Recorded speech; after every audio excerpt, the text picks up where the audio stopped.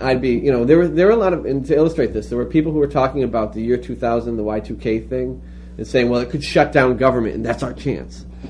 And, well, you could look at that hopefully, and be like, wow, well, we've got all these opportunities. And I imagine we would. It would have some minor positive effects that one could imagine. But what it's really going to do is it's going to shut down the whole social system that people have relied on. And if we'd had our asses together a century ago and built up a dual power and were ready, then I wouldn't mind if it was an electronic bug that gave us the upper hand in the end. But we're nowhere near prepared for that. So it would have been a disaster like nothing we've ever seen. It would have been of benefit to the wealthy. So it would have exterminated people who rely on social services and all sorts of other systems that would have shut down. It also would probably have just, it just would have had a major negative impact because we didn't have anything to replace the government with. So if the government is shut down, we're all screwed.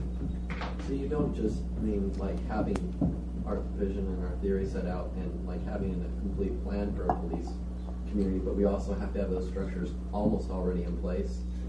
Is that what you're saying? There has to be a trajectory where they're almost already in place. But this adds another kind of funky element to this. So we have to keep fighting for the non-reformist reforms, basically. Well, that's the next step. In the meantime, when we're looking at the dual power and the direct action elements of this, the things that the institutions we can directly build, etc. If we just build, let's take the local food co-op, okay?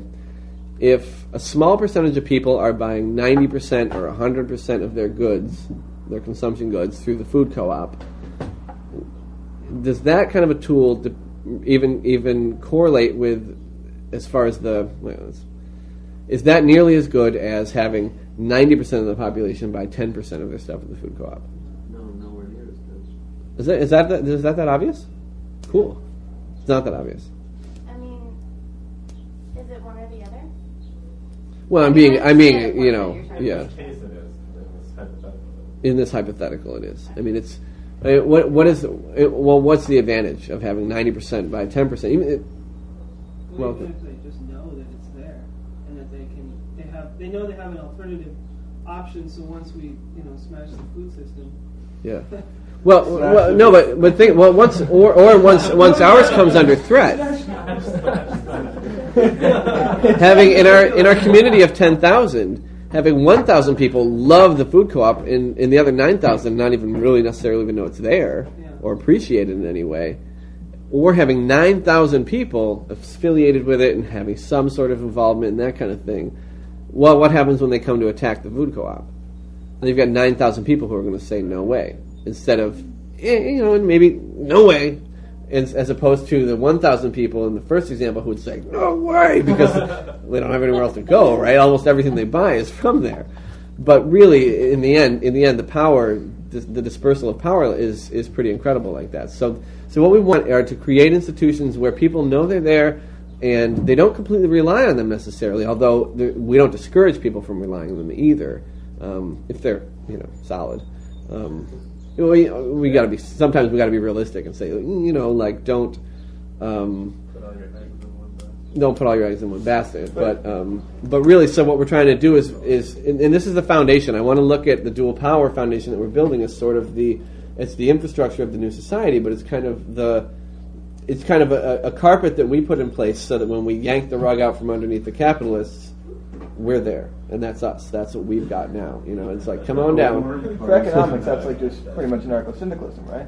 Well, I wish that this were about economics because I certainly have ideas around that stuff too. But well, the exact same idea strategically. Really similar. It's just you build a skeleton of the new society within the old, and when the Okay.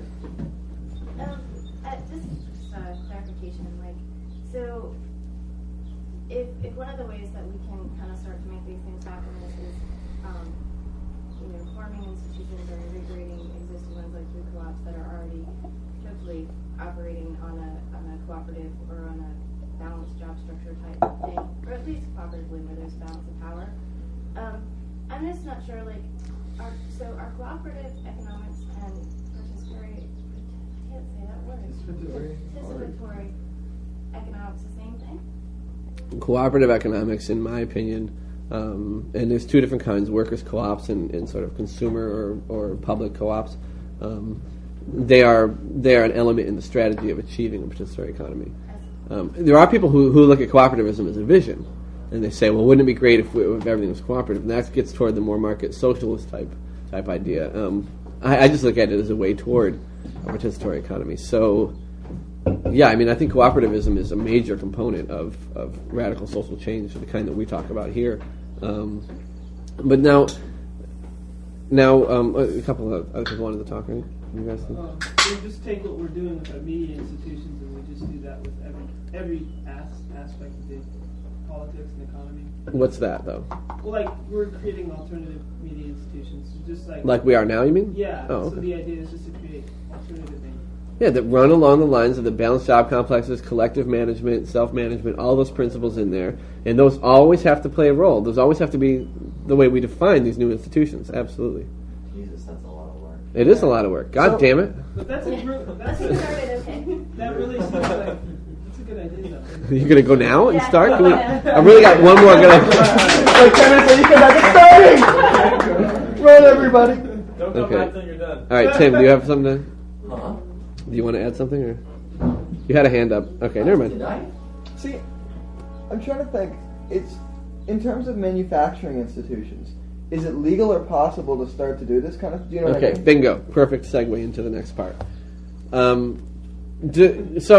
this direct action stuff is really inspiring, and the idea that our communities can take control and manage their own needs is really wonderful. But A, there's a backlash, and B, there are actual legal limitations to some of these things.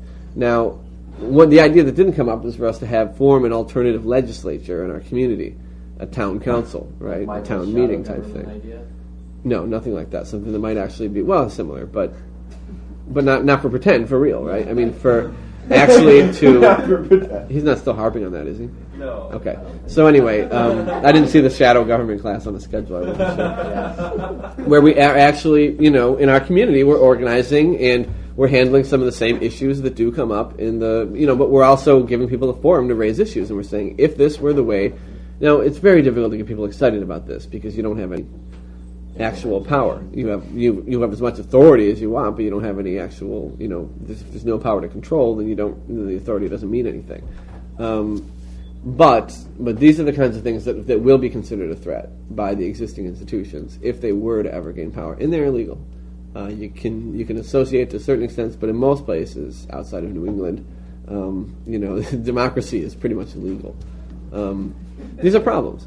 So are we better off actually trying to reform the town council? But town councils aren't empowered in a way that.